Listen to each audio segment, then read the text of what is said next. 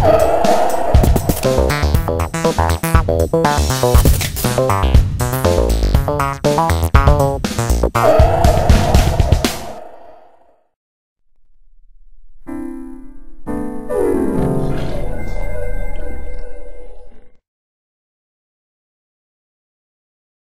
vous, M. Sorel, l'art libre, qu'est-ce que c'est?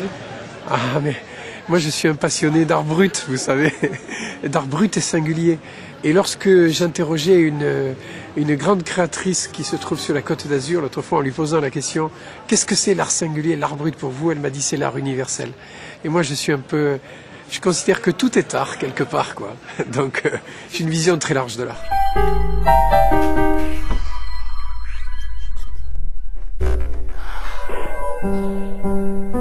Voilà, aujourd'hui, dans le cadre de la journée franco-belge, on a reçu donc des étudiants de Courtrai. C'est la 3e année déjà que je les reçois dans mon entreprise. Et l'année dernière, ils avaient fait un bel exposé sur la culture belge. Et j'ai eu tout d'un coup l'idée d'associer, une idée merveilleuse et cohérente, d'associer peut-être la peinture de ma grand-mère, Maïou Iserantan, liégeoise.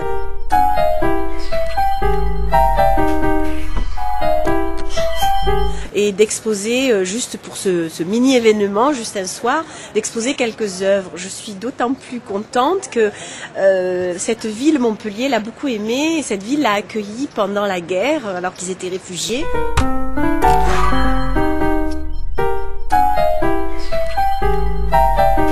Elle est arrivée ici avec ses 2 enfants et son mari. Mon grand-père était avocat, il a été sommelier pour l'occasion à Montpellier.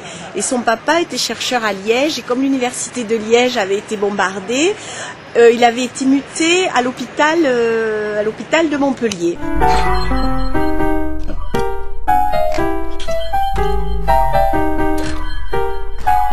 Je pense que oui, parce que la Belgique est tout petit, hein, et la Flandre est encore plus petite que la France. Si un pays est très petit, il dépend beaucoup des pays qui sont autour de son propre pays. Et à ce moment-là, on s'ouvre. Je pense que la France est plus grande. Il n'a pas une urgence pour s'ouvrir. Si on parle de l'Europe en Amérique, on ne parle pas de l'Allemand, de la France, on parle de Bruxelles. Oh, c'est une présence de sympathie, j'allais dire d'amitié. Et c'est aussi une présence protocolaire, puisque je représente ici les intérêts de la Belgique, ou plus exactement, je suis là pour accompagner ses ressortissants.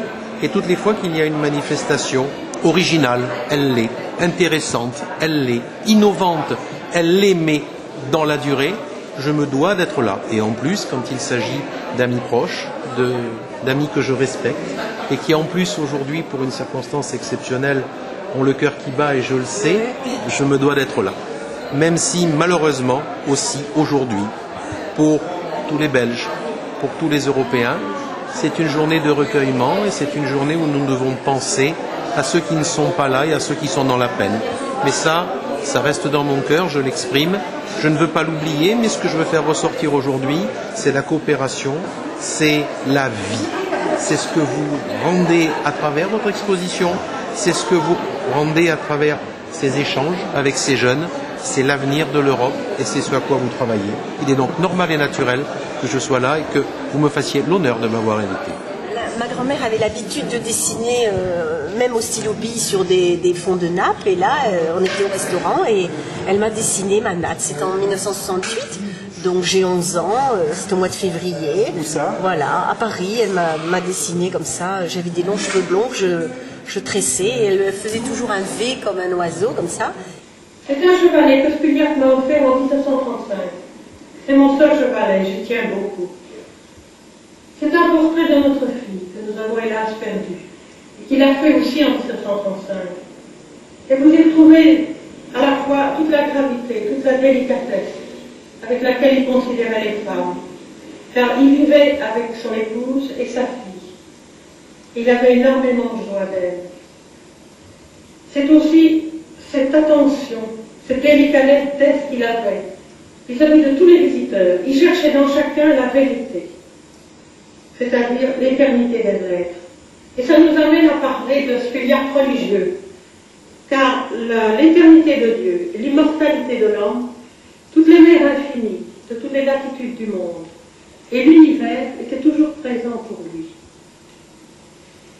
Je ne peux pas dire qu'il me parlait de son art, parce que comme il était religieux, qu'il avait fait une extrême et difficile expérience spirituelle, il savait que cette expérience n'était pas communicable.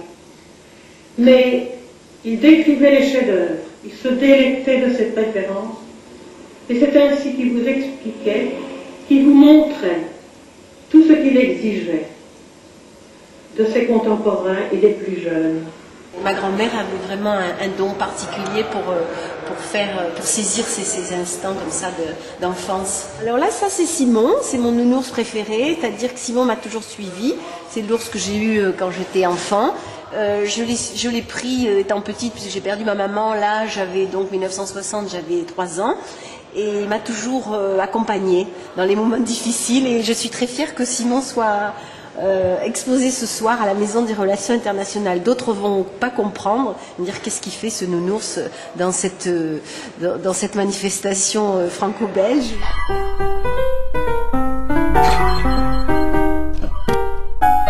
Toute la délicatesse que ces tableaux dégagent et le respect que Valérie engage pour les tableaux et pour le souvenir de sa grand-mère.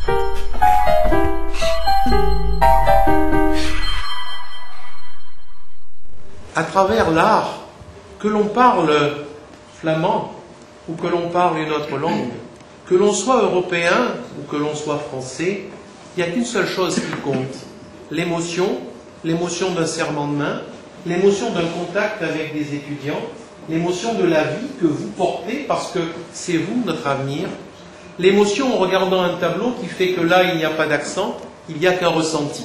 Aujourd'hui, la fonction qui est la mienne est d'accompagner ceux qui travaillent à reculer, non pas ces frontières, elles n'existent plus entre nous, mais à reculer tout ce que la distance fait que nous n'arrivons plus à nous serrer la main.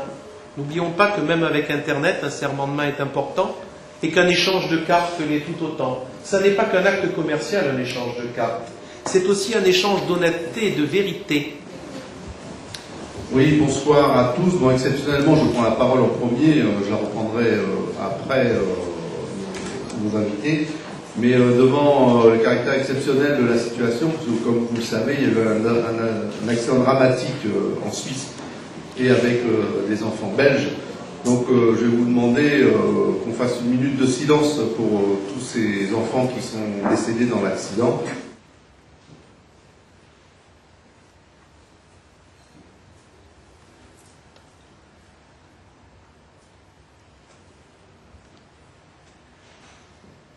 Et bien sûr, nous soutenons avec la ville parce que ce sont des expositions qui sont à la fois de grande qualité en termes de technique, de peinture. C'est révélateur d'une certaine époque, des années 1900, entre 20 et 40.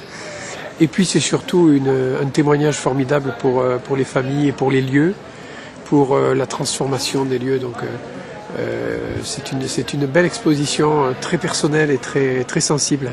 Au niveau des toiles, il doit y avoir 120 toiles, et après au niveau des dessins, non, on peut pas savoir, peut-être 60, 70 dessins. Oui, aquarelle. Alors là, c'est votre prénom, Régine, nous qui m'a amené un document. Elle est en fait porte-parole des 2 filles Richarme, parce qu'elles n'ont pas pu venir. Donc elle m'a amené un document et je suis toute émue parce que c'est une aquarelle que Colette Richarme a peint de ma grand-mère dans les années 40. C'est très beau et c'est un grand format, me dit-elle.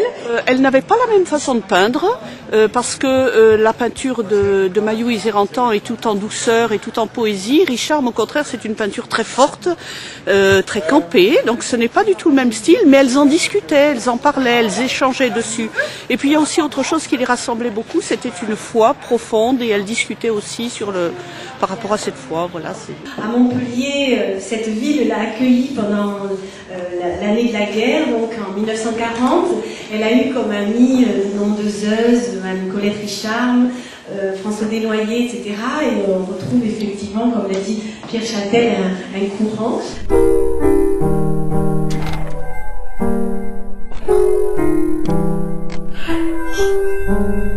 Ceux qui font vraiment du business vous diront que l'art, c'est une marchandise, c'est une monnaie, et c'est un placement.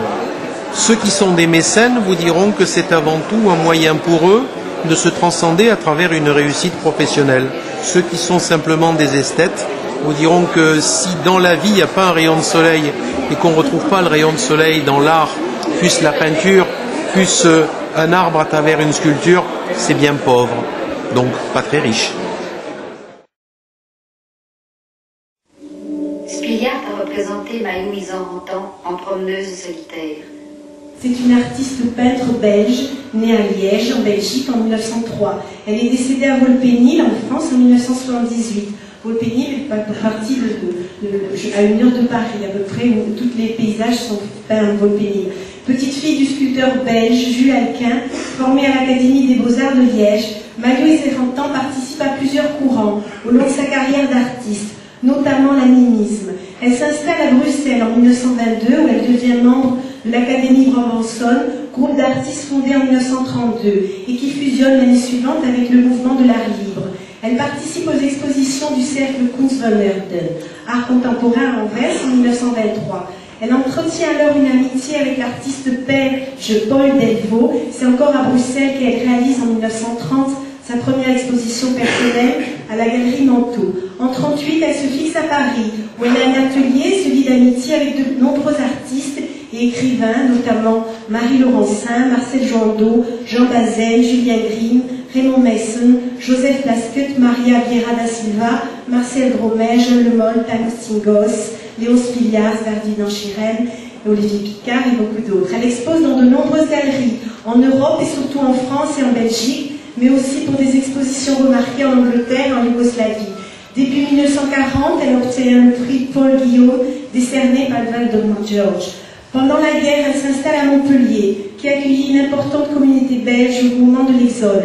Avec son mari et ses 2 jeunes enfants, Françoise, ma maman, et Bernard, mon oncle, elle rejoint ainsi son père et sa sœur.